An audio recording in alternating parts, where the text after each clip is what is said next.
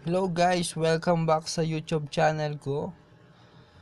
How to Pinoy version.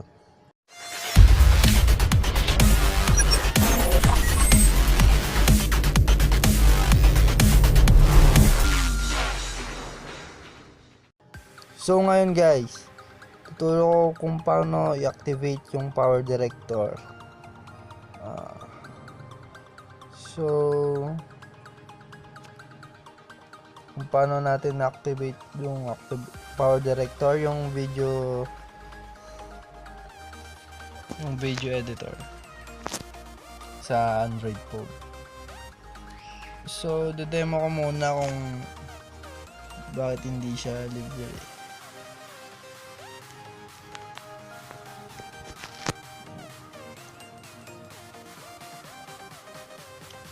Hintayin lang natin mag-loading.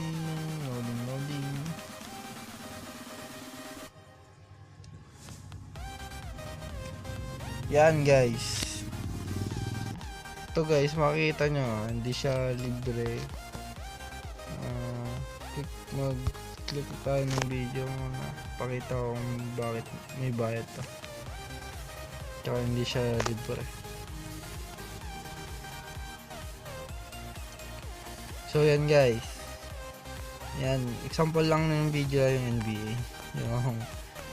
Yung Cleveland versus GS. Cleveland ako, natalo. Yan. Dito guys, makikita nyo dito yung box dito, yung Cyberlink. Muna natin. Cyberlink by Powerdirector. Ito, watermark yung tawag yan. Paano natin matatanggal yan? So, paano natin i-activate ito ng free? Bali ganito lang guys, para magamit natin siya ng free.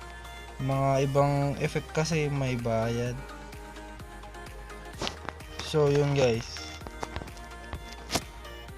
ang gawin lang natin guys is first step, so uninstall natin Powerdirector yung dinownload natin sa Google Play Store. Ayan, download natin. Uninstall, sorry guys, uninstall. Then i-download natin yung app na Powerdirector. Ito siya guys, dito yung website. Yung link guys nasa baba ng video ko, sa link description below. Click nyo na lang yung link guys, then get link nyo lang pag may lumabas na ads.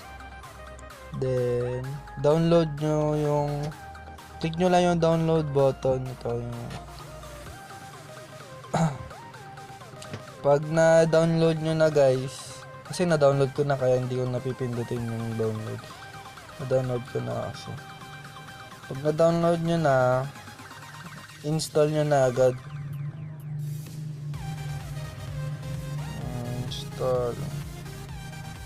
Install nyo na agad yung app pag na-download nyo.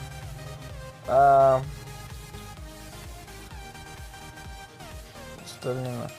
Itong Powerdirector kasi itong na to, ginawa siya na free with full version. Bundle yung tawag dyan. Ayan, open natin. Ito nga pala yung latest version nung Powerdirector. Ayan. Same lang sila, guys. Ayan, diba? Bundle nakalagay doon sa logo na. Hello. Then ito, ang pinagkaiba nung kanina, wala kang ganitong nag-pop up sa Powerdirector na app kanina. Ito meron. Click lang natin yung activate. Lagay lang natin yung activation code. Guys, yung activation code nasa baba din ng video, yung sa link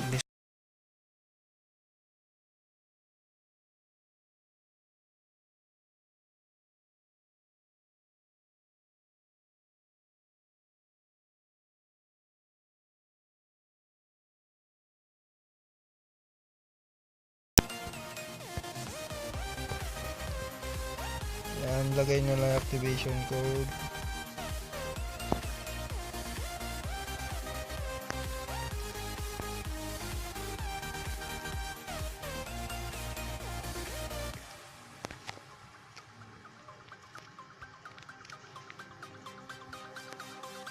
Yan, pag nailagay nyo na guys, click nyo activate.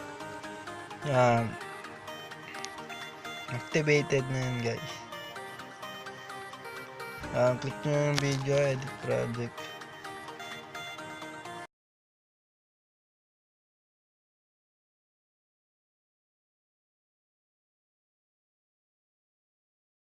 Powerdirector pa. Bandali lang guys.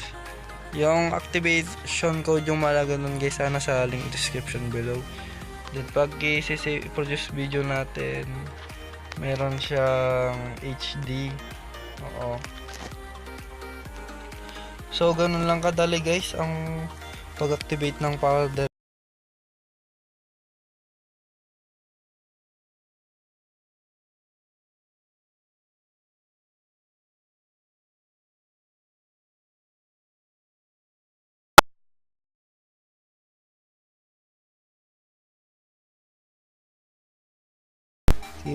Sige guys, thank you and bye.